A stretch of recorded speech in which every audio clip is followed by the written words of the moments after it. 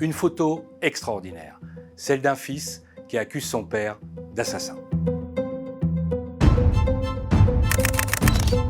23 novembre 1964, le procès de Gaston Dominici a commencé depuis 6 jours. Ce paysan de 75 ans est accusé d'un crime épouvantable, l'assassinat d'un couple britannique et de leur petite fille âgée de 10 ans au bord d'une route. À cette époque, les photographes sont admis dans les salles d'audience.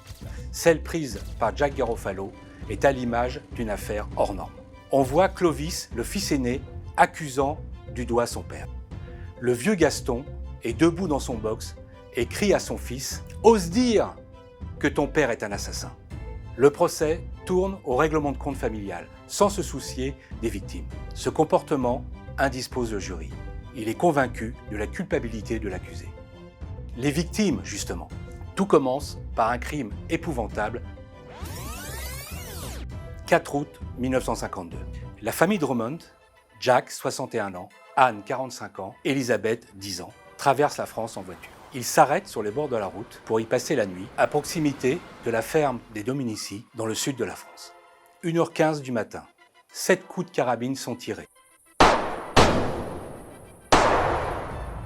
Jack et Anne sont tués. Elisabeth tente de fuir, mais le meurtrier la rattrape 100 mètres plus loin. Il frappe la petite fille par 2 fois. 5 heures du matin, Gustave donne l'alerte en découvrant le désastre. La police arrive. Après 2 heures de fouille, elle trouve l'arme du crime. Une carabine américaine M1 du calibre 30. Le 6 août 1952 ont lieu les premières auditions des Dominici et les premières invraisemblances. Les Dominici racontent avoir entendu des coups de feu, mais aucun cri de détresse. Après d'innombrables contradictions, le clan Dominici se déchire. L'enquête part dans tous les sens. La pression est mise sur Gaston Dominici, qui admet avoir menti sur plusieurs points. De mensonge en mensonge, l'enquête se poursuit. Et le 13 novembre 1953, coup de théâtre. Clovis et Gustave Dominici accusent leur père. Celui-ci les accuse à son tour de fomenter un complot contre lui.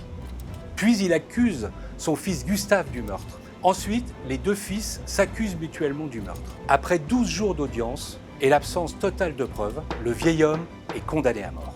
Le 14 juillet 1960, le général de Gaulle gracie et libère Gaston Dominici.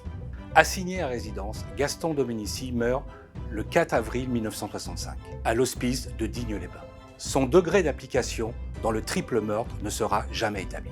La famille Dominici s'efforce de se faire oublier et vend le domaine. Le mystère de ce terrible crime reste entier.